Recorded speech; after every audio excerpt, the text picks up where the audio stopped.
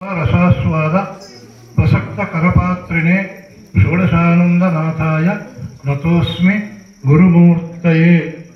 मातापितृभ्यो नमः, श्री गुरुभ्यो नमः, सभायै नमः। ఈ సభను అలంకరించినటువంటి యొక్క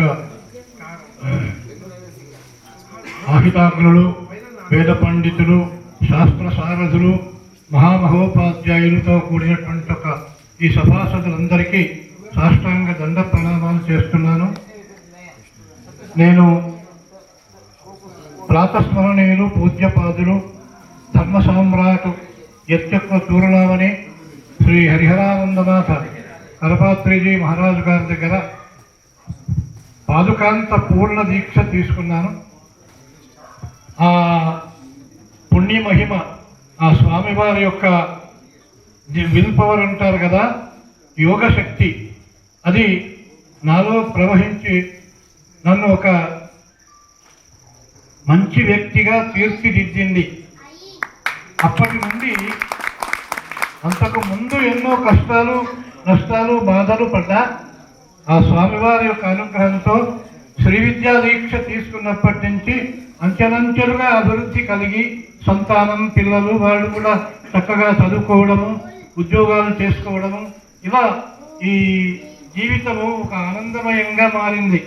అందుకే ఇప్పుడు జీవిత సాఫల్యం అని చెప్పినారు ఇక్కడ పెద్దలు నాకు ఈ సత్కారమును. నిజంగా జీవిత సాఫల్యమే. ఎందుకంటే ఇంతమంది మహామహుల మధ్యలో నన్ను కూర్చోబెట్టి ఒక సామాన్యుణ్ణి నాకు ఇటువంటి దివ్యమైన సత్కారాన్ని చేసినటువంటి ఈ పెద్దలందరికీ నమస్కారం.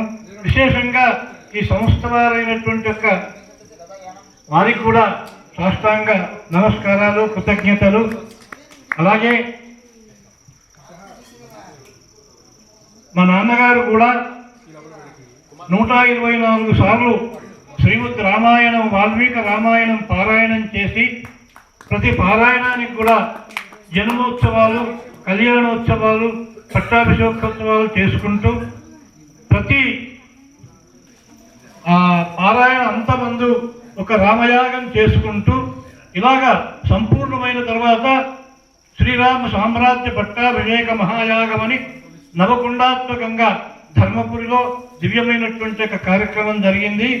అలా వారికి స్వప్నంలోనే నారదుడు కనపడి రామతారకం ఇచ్చినారు. అది స్వప్నంలో మంత్రం చేయకూడదని పెద్దలు చెప్పితే మళ్ళా ధర్మపురిలో ఒక సద్గురువులను ఆశ్రయించి వారు ఆ మంత్రదీక్ష తీసుకొని తద్వారా ఈ రామాయణ పారాయణం చేసి సామ్రాజ్య పట్టాభిషేక మహాయాగం చేసినారు. మా నాయనగారు పెద్దలకు ఎవరికి నమస్కారం చేసినా కానీ నమస్కారం చేసి, అయ్యా మా పిల్లలు బుద్ధిమంతులై అభివృద్ధిలోకి రావాలని ఆశీర్వదించండి అని చెప్పేవారు మా నాన్నగారు.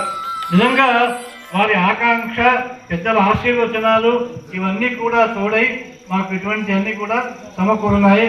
పూజ్యులు బ్రహ్మానంద యతీశ్వరుడు పూర్వాశ్రమంలో మాణిక్య సోమయాజి గారు, అలాగే శాస్త్రుల విశ్వనాథ శాస్త్రి గారు, పెద్దపల్లి రాజలింగ శాస్త్రి గారు, ఇలాంటి మహామహా పండితులు పెద్దల యొక్క సహవాసన సంస్కారం చేత నాలో ఏదో ఒక రకమైనటువంటి ఒక ఈ శక్తి ఉత్పన్నమైందేమో నేను అనుకుంటున్నాను.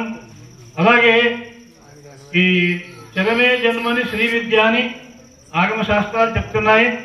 ఆ శ్రీ విద్య లభించడము, తద్వారా కనీసం ఒక దాదాపు 100 మందికి ఈ శ్రీ విద్యా పూర్ణ దీక్ష కార్యక్రమం మన భాషలో చేసినాము. అలాగే ఒక 50-60 మందికి సామాన్యమైనటువంటి ఒక మంత్రదీక్ష కూడా తీసుకున్నారు. అందులో సువాసనులు ఉన్నారు, అందరూ ఉన్నారు.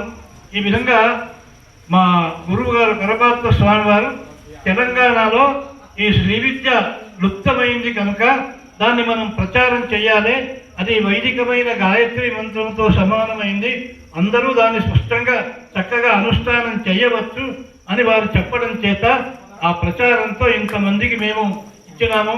చాలామంది ఈ శ్రీ విద్యను తీసుకున్నటువంటి వాళ్ళు సుందరి ఎత్రాస్తి భోగ తత్రాస్తి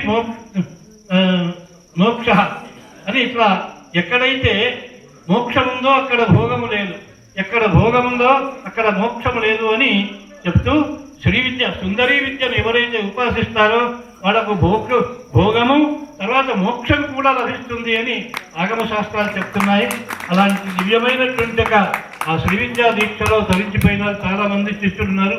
ఇక్కడ కూడా ఎంతోమంది వచ్చినారు. ఈ విధంగా అమ్మ యొక్క దయ, ఆ కరపాత్ర స్వామి వారి యొక్క ఆశీర్వచనము, మా తల్లిదండ్రుల యొక్క ఆత్మీయమైనటువంటి ఒక ఆశీర్వచనము, ఇవన్నీ కలిసి ఈనాడు ఇలాంటి పురుషులు మహానుభావులందరూ కలిసి నాకు ఇటువంటి సత్కారం చేసినందుకు నేను అనేక కృతజ్ఞతలు తెలుపుకుంటున్నాను, నమస్కారం చేస్తున్నాను. జగదంబ విష్ణుపాలిని మాతకి జయ, కరపాత్రి భగవానకి జయ. ధర్మస్య విజయోస్తు అధర్మస్య నాశోస్తు, ప్రాణిషు సద్భావనాస్తు, విష్ణుస్య కళ్యాణమస్తు. నమః పార్వతీపతయే హర హర మహాదేవ్. ఇది మా గురువుగారి యొక్క నినాదం. అందరూ దీన్ని ఎల్లప్పుడూ పాటించాలని చెప్పేవారు. అస్తు.